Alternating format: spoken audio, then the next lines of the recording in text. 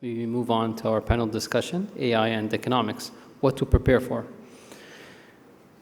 Please join me in welcoming the speakers for this panel.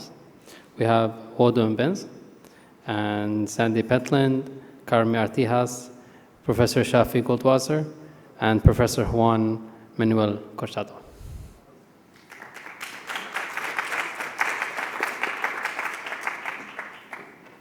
And our moderator for the session is Alex Lipton.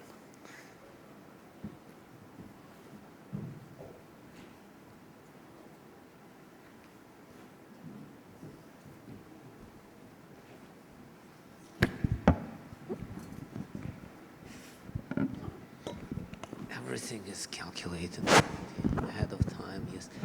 All right, everybody, it's kind of the end of day 3.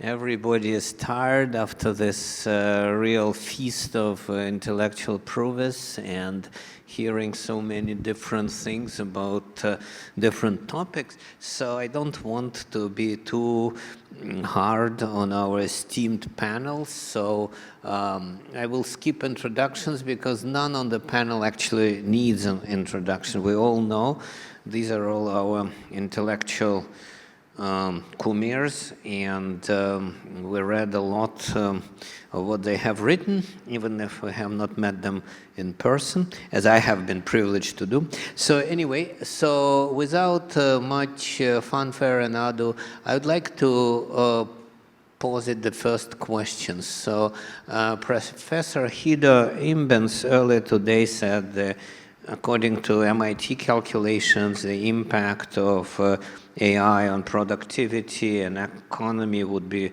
quite small, to be perfectly honest, right? 1% in 10 years. Yeah, that's, not really something like stuff of legends. I wonder if everybody on the panel actually agrees with this, or people have divergent views. And then the follow-up question is, if indeed the economic impact is not going to be particularly high, would that more or less automatically imply that AI investments are in a bubble territory? So shall we start with Professor Imbens? Hida. Sorry. Yeah. Can you take the, everybody has a mic. Yeah. So the calculations I was talking about this morning were focusing on a limited part of the impact of AI on economics. It was looking narrowly. It was looking specifically at the effect of AI on productivity for existing tasks. And so I think one of the things that is missing, but that is very hard to quantify, is what things we're going to do differently, what new tasks are actually going to emerge that are not currently captured in that list of tasks. And I think that's in the end where the big promise of AI is. But it's very hard to see exactly what these tasks are going to be, even in the next 5, 10 years. I think even if we just look back 5 years, it was very hard to anticipate how the large language models would have such an impact in the world, how quickly they would get adopted, even if it's not showing up in a lot of the productivity measures. Okay, thank you so much, Sandy. Well, I think there are at least 3 things. One is the paper, and much of the discussion is done by breaking things down into tasks. And it may be that many of the existing tasks won't change that much. But the things I was talking about were coordination costs. We all hate coordination costs. This is a major reason to have organizations. If that drops considerably, and I think there's evidence it will, then that's an enormous thing. Not only the cost, but the speed of coordination. So that's thing one. Thing two is, we've been here before. In the 1950s, one of the main types of AI was was it optimal resource allocation. Won a Nobel Prize, famously caused the USSR to break up. But it's also the most common type of computation in the world today. It's basically linear programming with constraints. We use it everywhere, for everything. It has enormous impact, right? But we're not aware of it at all. And then the third thing that I hear that is going to be the biggest impact is the use of this in science. Take the Nobel Prize for gene folding. Boy, if you could really design drugs and therapies and biological processes, that changes everything, right? That's an enormous thing. Maybe it doesn't fall into productivity, but it sure translates into quality of life. Please, Carmen. Just to be a little bit provocative, I would say that the productivity paradigm for AI is a little bit a myth. I think we cannot just think about the productivity itself or the vertical sector or a company. That productivity gain necessarily diffuses efficiently along all the society and system. For example, if productivity gain means that 70% of the job places are eliminated and that displays that cost to the society, that is not a global overall productivity gain. The other is that productivity gains, we assume that reduce costs, and those costs are translated into higher margins. Sometimes this reducing cost ends up reducing also the incomes because the prices go down. So I mean, this is not so automatically, and I think we need to take into account not only technical aspects, but also social technical aspects. For me, the important part will be, as you both mentioned, the augmentation capacity of the technology. So what are the new things we're willing to do that technology has not allowed us to do? And for that, we need to understand first something we have not managed to do well enough now, is where value is generated and how can we monetize that value. We have not even been able to monetize data. We say, if I want to sell my data for a large language model to be trained, and they were ready to pay for me for that, how much would my data cost? And I think we have not been able to do that. We only have been able to monetize attention, but that's another discussion. Okay, wonderful.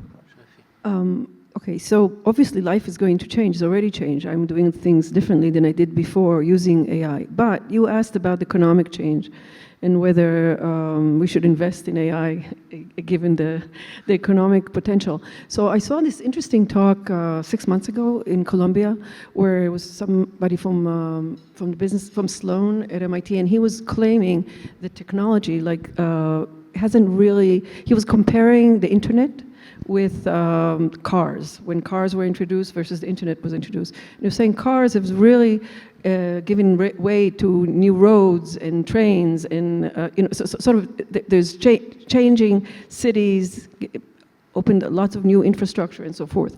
But he was saying the internet, we still have to pay in order to use the internet. Even after all these years, it's not just a free commodity in the same way that we can drive on a road. And so he was doubting the fact that really the change in the economics of the world is really as much as, let's say, the introduction of a car. So if you think about AI, there are a few companies that hold all the cards. Is that going to change? Is it really going to transform the world? There's going to be lots and lots of new industries that will arise? Or is it just that they will continue to collect the payout? I really, I'm not an economist. I know how to give you advice, how to lose money, but just as a, if you want it, No, thank you. Oh, okay. But it does make sense to me that as long as the power is in very few hands, that there's not necessarily, it's not going to translate necessarily to dollars. On the other hand, I understand that OpenAI loses $1 billion a month, and they're still worth a lot of money, so maybe investing is a good idea anyway. Okay, wonderful. And finally, that brings me to Juan. Okay, thank you very much for inviting me to this roundtable. I will say, I will start to see the economy from a personal point of view. And I think someone who knows how to use AI well, generative AI, could get my job if I don't know how to use it. So from that point of view, for my personal economy, AI is very important because anyone who is an expert on AI can get rid of me, of my position. From me as a teacher, as a teacher at my university, we have decided to put a subject in all our courses on AI for all our students, but also compulsory for all our professors and the clerical workers. And what I have seen is that in some services, everything is faster. For example, in some, the one who take out the contracts and so on, they know now how to use the tools we have, which is Gemini. We use Google as an email. We get an agreement. We pay Google 100,000 euros additionally, so we can use all Gemini, one advanced version of Gemini, and also Notebook LM. I don't know if you're familiar with Notebook LM, but Notebook LM is a RAG. It's a retrieval generation model which allows you to create your own specialized agents. This is all about agency. So, for example, I can tell you something that has made my life much easier, and that's why I am here today. I have put I teach one subject which is advanced programming. I teach my students how to program in real time and to program also creating multi-agent systems. Basically, all I know is in my RAG. I have connected my RAG to my Moodle. So the students have all my PDF, all that I know there, and now if they have a question, they don't come back to me. They go to my Moodle, and my agent tell us what I know even better than me, because I tend to forget things because I'm quite old. And even I put samples so they can work, and when they come to my exams, they will do much better. My life is easier, and their life is much easier too. So, and this may happen in all subjects across, because I am personally working with a group of professors at my university, and they are all super happy because their life is easier, they can do more with the same technology. And the students are also happy. So, in some areas, I believe things will change very fast. If there is the opportunity, and we, in a way, oblige to people and create the culture, and in that sense, I believe, as I've been said before here, in the medical sector, in the medical sector, the opportunities are great for diagnosis, to always, AI doesn't have common sense. But it's a good tool to help a doctor with common sense, because gives you a full idea of everything. So we have already developed with our university hospital a product for cancer, brain cancer, for prostate cancer, from many different, for hematology also, and the results are really good. We are still under validation of the whole process, and we are developing our own infrastructure. But I think from what we have seen in other hospitals with other people, in many areas, things are going to go much faster. And I'll give you one more sample for you to know. One of my students is now head of the Waymo Research Center in Mountain View, doing these intelligent cars, autonomous cars that in the States you can enjoy. And he told me, he's from Salamanca, he comes very often to visit me, because we have projects in the same way with Renault, and we exchange ideas. And he told me that they have gone from using a few years ago statistics in most of the cases, and now they use the whole suite of Gemini, and basically more than 60–70% of all the decisions the cars are taken with AI. So I think we will see a lot of progress in some specific areas, but it's going to be across all of specialties. Wonderful. Thank you so much, Juan. So my next question would be as follows. So like, it seems to be an unstoppable, march of LLMs and other AI tools, but as we know, there are certain limitations on, for example, the availability of high-quality data, which is sort of reaching its saturation, the enormous expense on building data center, electricity consumption, and other topics of and other additional issues. From your perspective, do you think that subsequent developments of artificial intelligence would continue its triumphant path, or do you anticipate some issues down the road? Maybe for symmetry, we'll start with Juan, so it goes like this. So there would be one more wave this direction and probably one wave this direction. So, okay. Okay, this is more difficult because before I listen my colleagues. So yeah, that's the whole point. Yes, that's the whole. Okay, I don't, to be honest, I don't think electricity or energy will be any problem. We have a lot of media to generate it. If not in one way, we have another ways. And also, people know that data centers are there. Even in Spain, we are projecting a lot of them all over the world. And we will have plenty of data sets. Even now, with the issues we have globally, it's more difficult than before to get good GPUs, but they are coming. Even in countries where NVIDIA GPUs are banned, they have other options which are working very well, and more type of technology. But also, what I believe is what I have seen, the transformer, the autoencoders with multimodal learning we use now are more and more efficient. I think every time we program better, and we program better because of the AI. AI is helping us. Copilot is a great tool for helping us to optimize the product we do. Probably not to do the whole development, but they are good for optimization of the coding and so on. And in that sense, we have seen how we have gone with ChatGPT 3 with 175 billion parameters to a network with a project they say costs around $10,000 million to the reality of DeepSeek. DeepSeek apparently has a similar efficient, and they only use 360 GPUs. So this is a factor of scale. So we will do much better our work. The design will be better. We'll do more with less.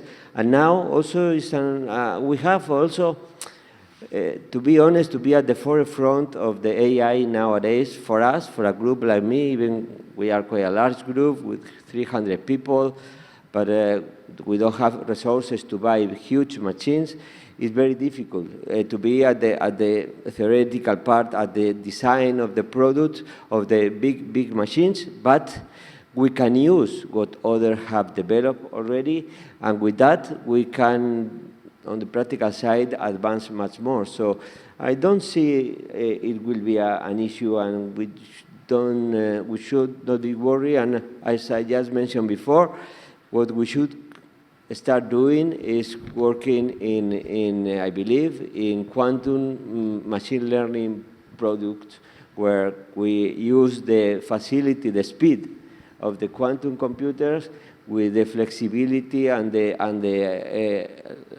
capacity that the large language model, which are basically systems that communicate with us in our language, to interrogate the computer. So I believe with this quantum computing technology already under evolution with the machines we have, and hopefully within a few years, we will have something different, and AI will be the basis of that.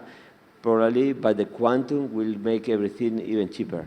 Wonderful. Thank you so much. Shafi, what do you think? So I guess your question was two parts. One is, do I think that the progress in AI is going to slow down? And second of all, what about all the resources that are necessary? So you're right that there's incredible resources, but we also have to be mindful of the fact that this has been extremely fast, right? So they just kind of throw all the resource in it to try to kind of compete with each other and get further. But I don't think we've had time on the task to try to understand how to use better algorithms, less data. And my guess is that with more time, we will be able to do so. And we won't just do it with scale. But it will take time, and people have to think about it. And it can't be just from the mindset of trying to compete and doing everything you can in order to do so. That's one thing. And the second, in terms of, is it going to slow down? So I see in mathematics, there's a lot of talk now about AI-assisted mathematics and trying to come up with, in some sense, new proof techniques and new automated theorem verification. It's very interesting stuff. It's non-trivial. And even if we take something like the IMO, gold medal, even though those are standard problems, I understand those are not necessarily problems that are important or that require the kind of ingenuity that famous mathematicians are striving for. It's still interesting how they solve it. So how proofs which were mildly wrong can be modified to proofs which are completely correct. So there's some new understanding there about proving mathematics. So for me, that's progress, and that's still in the future. And then, everybody speaks about agentic AI and that it's around the corner, so. Wonderful. Carmen, what do you think? I think that we are, the transformers architecture certainly is not the most efficient one. The reason why this has become the standard de facto has nothing to do with the technology development. It has been due to the geopolitical battle. So there have been no market incentives to find an alternative technology that could do it better, faster, and with lower cost. And I just compare the GPT-3 is processing 1 trillion tokens, which is exactly what our mind processes in terms of neural connections. And to keep our brain functioning, we only need 1 sandwich and 4 glasses of water per day.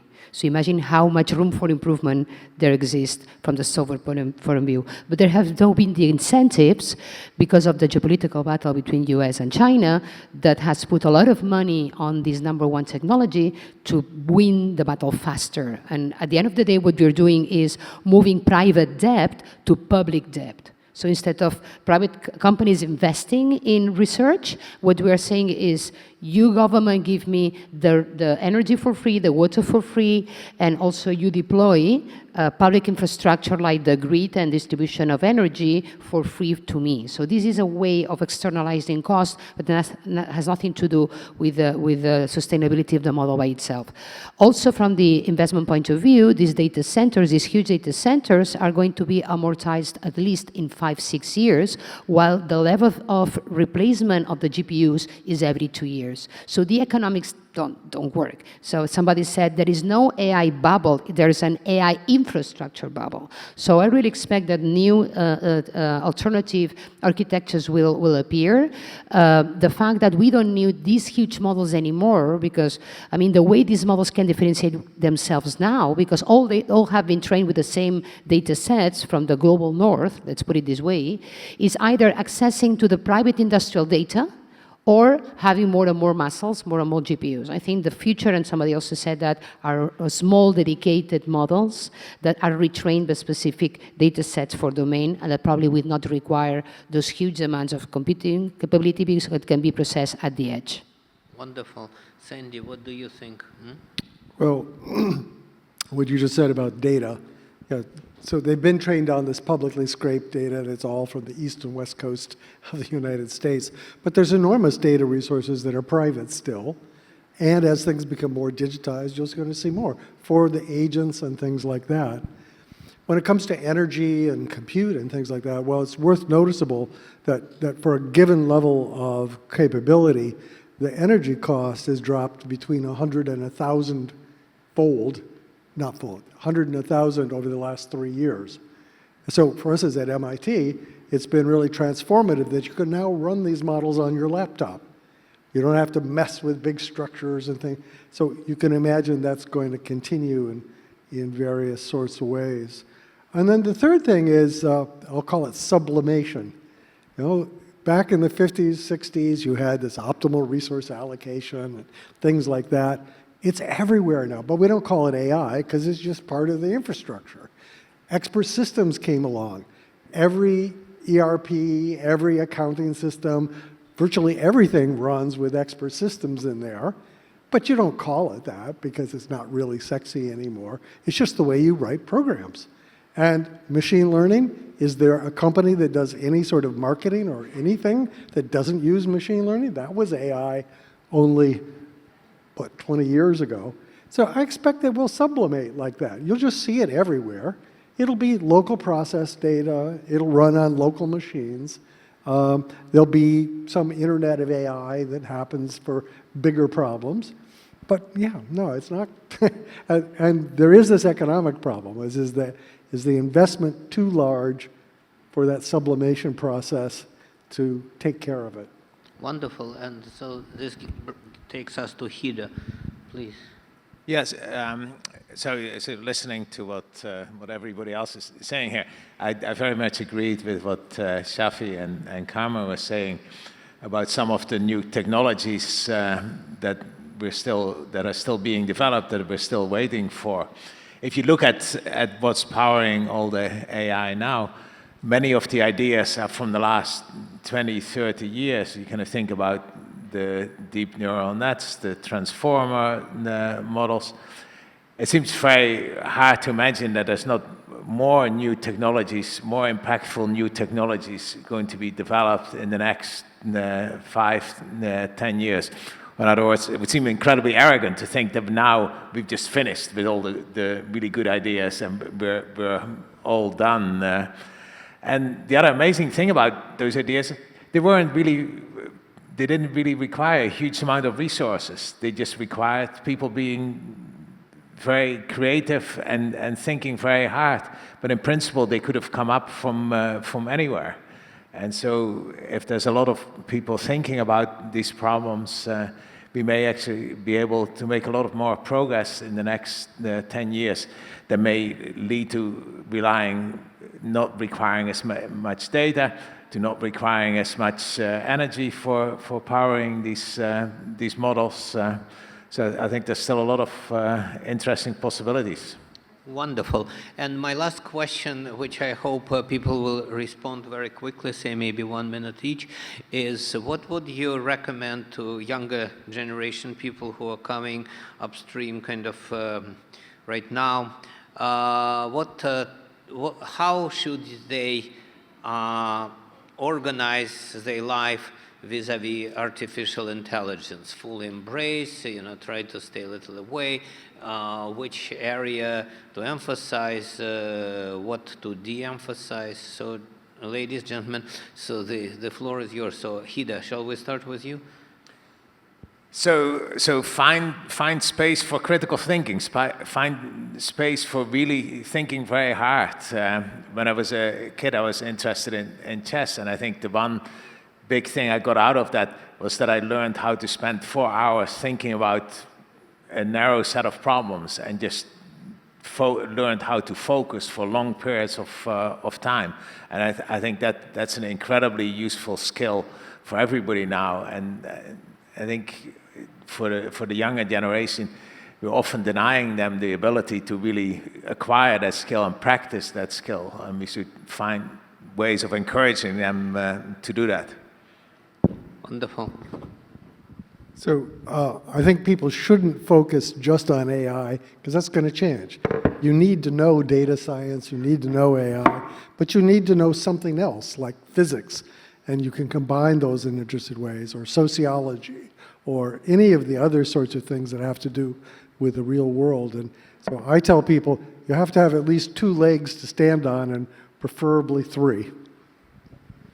To the young people, I always tell them, do not replace real friends by AI friends, real girlfriends for AI girlfriends, and real therapists for AI therapists. When you're telling your problems to a therapist, you are translating your life into a corporate asset, and that corporate asset will be monetized. Therefore, your vulnerabilities will become a business strategy. So I think that's the #1 issue. Thank you. So given what everybody else has said, I would say that still, I think that young people should be educated about AI and about the fact that it could be very useful. And also understand what the world is offering you, because the starting point is not the same. And if you are ignorant about these technologies, you're just going to be in disadvantage. Wonderful. Juan? Thank you. I think I subscribe everything said. People, students, young people should basically see that AI as something is going to change a lot. It's going to be easier and easier with time. We will have a lot of opportunities, but also we should know that using AI requires a high doses of common sense. So common sense and critical thinking, as Guido, I believe, said, is the basis of using well any AI tool. So nowadays, we should know that behind an AI system, we have a lot of mathematics, statistics, but no common sense. Common sense is something that is just from us, and we should be seeing AI as a tool to complement our work. Wonderful. And so let me thank all the participants in the panel for sharing their considerable insights into the topic. And perhaps I will take 1 minute above, so we finished 30 minutes on the dot, so as you can see. But I want to take 1 more minute to thank the organizers of this truly impressive event. First and foremost, of course, Dr. Horst Simon, the director of the lab, Abdallah and Fatma from the organizational board, and everybody else on the board, as well as our advisory board for giving us ideas of how to organize this important event, which we hope we will repeat next year. So everybody is invited to join us, well, I would imagine October, early November 2026, inshallah, as they say in this part of the world. And thank you everybody for coming. So the panel is over, so back to Ahmed. Thank you.